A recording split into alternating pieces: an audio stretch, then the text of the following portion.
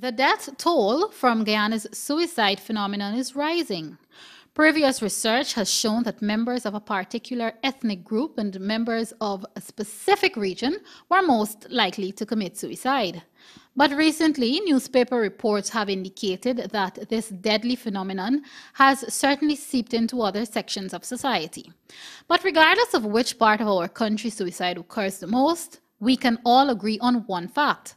And that fact is suicide will only do harm for Guyana as a nation, and it must be immediately nipped in the bud. We begin with sentiments from Joe Lachminarayan, who has done work in various regions through a religious grouping.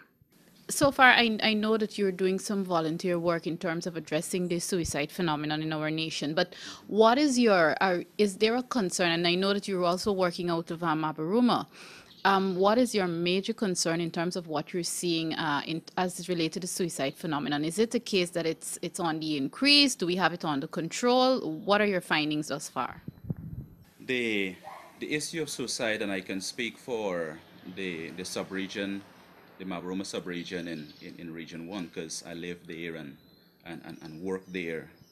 And but the incidence of attempted suicide, it fluctuates as the months go by. And we have, every month we have many cases that keep popping up, and some are reported to us, and we're asked to act on it, that sort of thing. So it is a challenge for us, because suicide is everybody's business, and the influence that it gives in terms of how persons deal with their situations and problems and so on. We have a situation where I haven't come across a case where anyone over 30 has attempted suicide in the past few years in the Mavruma sub-region.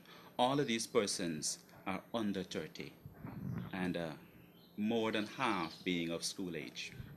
I mean, I know this is like asking you to read minds, but it's interesting that you say that they're not over 30, the people who attempt or actually commit suicide. What kind of conditions do you have in the region? If I dare say, or dare wonder if it is maybe the conditions that they're living under that probably push them to that. Do you see it as a case in terms of the living standards pushing them to that? No, I really don't think so. I really don't think so. It has to do with your mindset and how you go about your problem solving. It's no different. The conditions there are no different from what you have in Georgetown, and a lot of the cases what we find is that you have family and relationship problems, and those are main stress factors in persons wanting to commit suicide and committing suicide. And so there's a breakdown in the family, there's a breakdown in relationships, and that is contributing to this thing a whole lot. Let's talk about the challenge that you may experience, because this is quite a big job that you've taken on. What are some of the challenges that you faced thus far in trying to put it out there and ensure that we have solutions in terms of dealing with the suicide phenomenon? Let me give you an example of what's happening right now.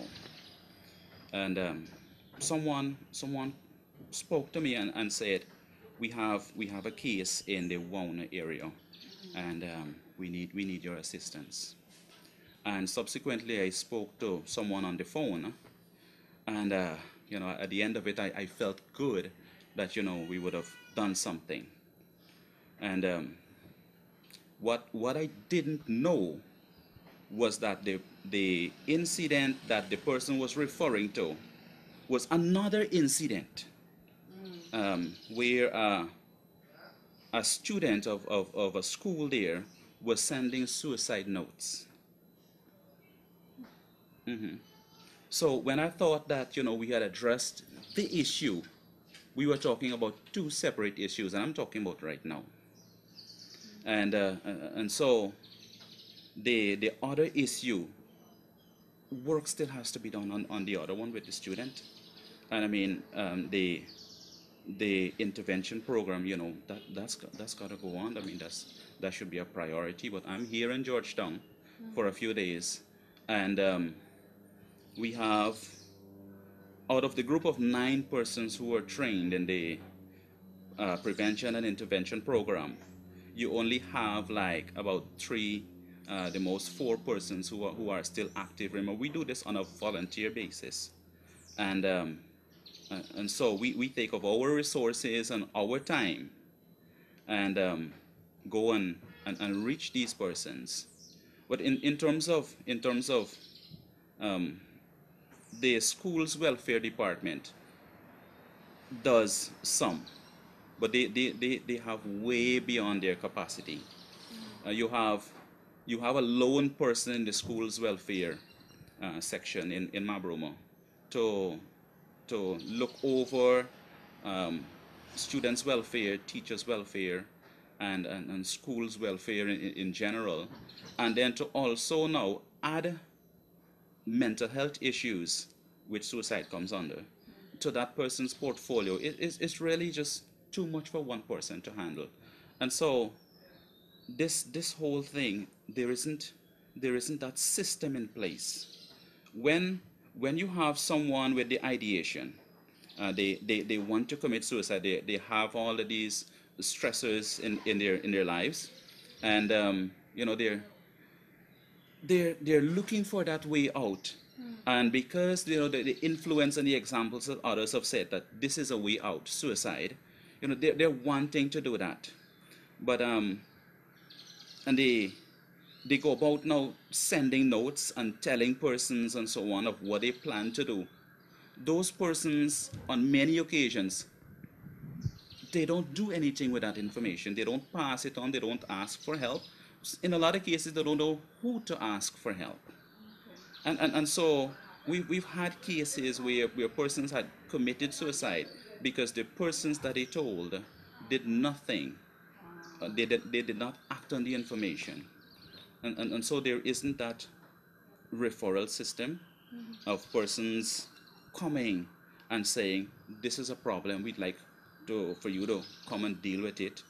And even for us who are still volunteering and still working, when we come across cases, we used to run it by the counselor from Georgetown, who trained us. And we would run the cases by him, make sure we are going in the right direction, we're not overlooking anything. And all in all, we felt good, but that person is no longer there, and we are continuing to work, but we have no one to refer. So to you're just refer. working based on your training. Yes. Let me ask you this. Would you like to, because I'm thinking too, you may eventually need more people, more human resource to help you with this, but in the meantime, would you like to, is there a call that you'd like to put out maybe to the Ministry of Health and other health officials in terms of helping you address this problem, not only in your region, but I figure eventually you'll be able to lend some of your expertise to other parts of Guyana where, we see the rise of deaths from suicide? We read in the papers of robberies and accidents and killings and so on. And when we think of Mabromo, it's not persons hurting other people. We had the case of a schoolgirl who was murdered, and then her friend then committed suicide. A few days ago, we had a young man committing suicide, and then his friend attempting suicide. Here is a case where Mabromo makes the news because persons are not hurting other persons, they are hurting themselves. And we don't have the system in place to really deal with this. We felt very happy when the Ministry of Health came on board in 2011. And we had a system in place. But because because no follow-up was done. Um, they did not give the necessary assistance to the persons who volunteered.